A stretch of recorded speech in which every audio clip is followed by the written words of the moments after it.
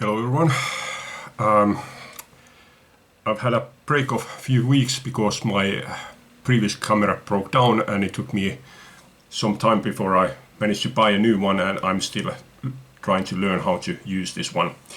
But anyway, like the title says, incomplete compilation collection. So let's get started. In my opinion, their worst album at number 12 is their second album from 1986, While You Were Out. I just don't like this album. I don't like any of the songs here, although I do have to mention that the song Closer to the Stars is on their live albums, and I do like those versions, but not this one. Even now when I was trying to like this, give something positive to say about this, but yeah, I just didn't like any of the songs there. At number 12. At number 11 is their debut album from 1984, Say What You Will, Everything Can Happen. I can't say that I like this because it's got great songs. No, there's barely half-formed ideas here, and mostly they're just passing out whatever they could come up with, and Dave Pirner is more yelling than singing here. But it's a rough charm to it, and yeah, I like that. Sound-wise, not as good as While You Were Out, which is a bit surprising since this one is produced by Bob Mould. But yeah, mostly I just like this very rough charm to it, more than because of the great songs. Next, at number 10 is the compilation album from 2018, Twin Tone Extras. This one includes even earlier material than the first album, even songs from the period when they weren't Soul Asylum. They were Loud Fast Rules and Proud Crass Fools. So yeah, just like with the first album, very rough ideas, half-baked ideas, but there's songs here that I do even enjoy, but mostly the same thing goes as with the first album. Mostly I like just because it's such a without any expectations. So songs are played without any expectations. They just, since they have some kind of an idea for a song, let's play that, and that's what comes out here. Very rough charm to it, but yeah, in a way I do enjoy it. Then at number 9, their third album from 1987, Made to Be Broken. Okay, here are actually songs that I do like Made to Be Broken, Never Really Been, New Feelings, Growing Pain. So already good songs here, but overall not exactly that great. This one is again produced by Bob Mould, this time with better production, better sounding, more like produced album, whereas the first one wasn't really much produced at all. But still not a great album. It's an okay album, but this just isn't the greatness of Soul Asylum that I like. Okay, from this point on, I can say that I really like all of the albums here. All of them are recommendable. But still, at number 8, their fifth album from 1990 is Soul Asylum and the Horse They're Riding On.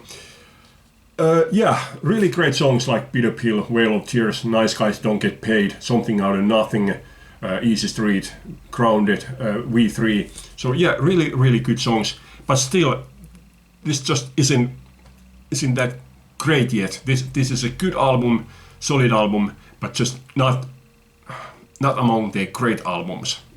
But yeah, recommended well anyway. This one was produced by Steve Jordan, by the way. Yeah. Next one at number 7 is their live album from 2018, live from the Liberty Lounge, Austin, Texas, Thursday, 12/3/1992. Yeah, these 3 live albums, so basically I could have put them in any order, but I stand by my decision in putting them in this order. Main reason why I put this bottom of these three is the sound of it. It's not really produced. You can hear there's like bum notes, and I'm sure that in one of the songs probably guitar string breaks down, because you can hear that suddenly guitar just disappears and after a while it comes back. Couple of bum notes, and yeah, it's enjoyable, but it's not like a record release quality. But yeah, I do like this one anyway. At number 6 is the live album from last year, 2022, the complete unplugged New York City '93. Soul Asylum is one of those bands where you wouldn't really think that they work as acoustic, but I do like this. I think it's very good. The only exception being the song Get On Out. I didn't like this acoustic version. I think it's the kind of song that needs much more bite to it, much more kick, much more bottom sound to it. Yeah, that one wasn't good, but other than that, I thought it was really good. Surprising cover versions, To Serve With Love, featuring Lulu herself, Summer of Drugs, which they recorded for the benefit album for Victoria Williams, and Faces, Ooh La La. So yeah, absolutely brilliant album, with the exception of that one song. And then at number 5 is their live album from 2007, recorded, this is After the Flood, live from the Grand Forks Prom, June 28, 1997. Yeah, this is the best sounding, best produced, and really surprising cover versions. Tracks of My Tears, I Can See Clearly Now, Rhinestone Cowboy. Yeah, really wouldn't expect songs like that to hear from Soul Asylum, but yeah, it's really good live album. Okay, at number 4, their 6th album from 1992, their big commercial album, commercial breakout, Grave Dancers Union. This was the point where I first heard of them, and I heard them first time when I saw the video for Somebody to Show on MTV. And I thought that they were a new band, especially when the first few times when they showed the video, the band name was spelled as S-O-L-E instead of S-O-U-L. So yeah, brilliant album. When you look at the side 1 here, Somebody to Show, Black Gold, Runaway Train, Keep It Up, Homesick, Get On Out. Whew, brilliant, absolutely brilliant. And second side, New World, April Fool, Without a Trace, Growing Into You. Again, just brilliant. But the reason why I put this at number 4 is the last 2 songs, 99% and The Sun Made. I just don't think that those are anywhere near as good as the rest of the album. Excellent album, but that's why it's at number 4. At number 3 is their 8th album from 1998, Candy from a Stranger. Again, this isn't like accessible the same way as Grave Dancers Union is, but it's excellent album. I think every song here is brilliant, but only the I Will Still Be Laughing, in my opinion, is one that was like single material. Nothing else here really is like a single material. But the second to last song here, The Game, is, in my opinion, the best Soul Asylum song ever. So yeah, absolutely brilliant record once again. At number 2 is their 4th album from 1988, Hang Time. And yeah, with the exception of the last song, Heavy Rotation, I think every single song here is absolutely brilliant. This is much more like alternative album, so there's really not that much of like a commercial sound to it. It's got a lot more like a punk energy to it, but there's melodies, there's great hooks.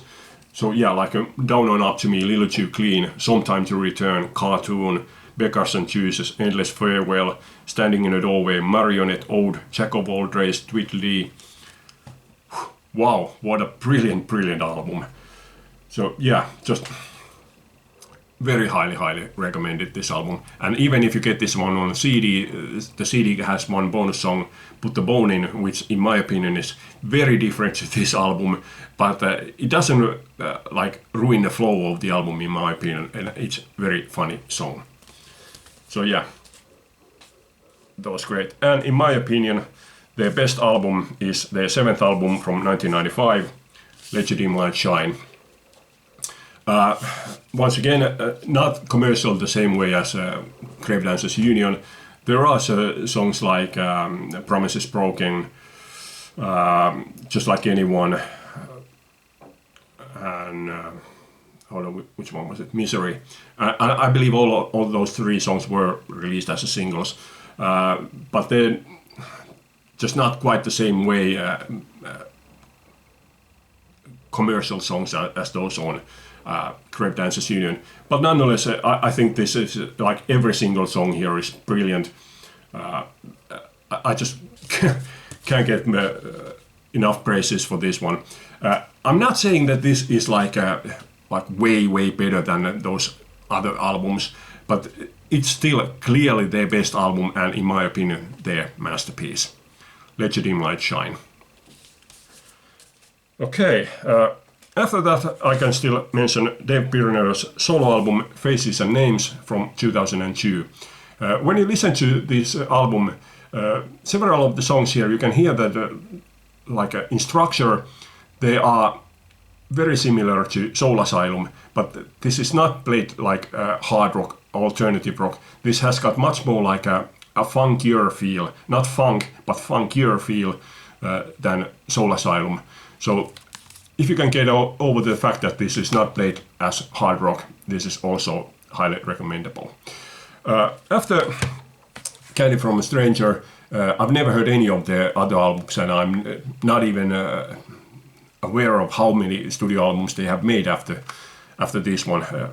I think that at least 2 albums, but by now the Dave Pirner is, in my from what I know, the only original member, so I don't really consider them to be Soul Asylum today anymore.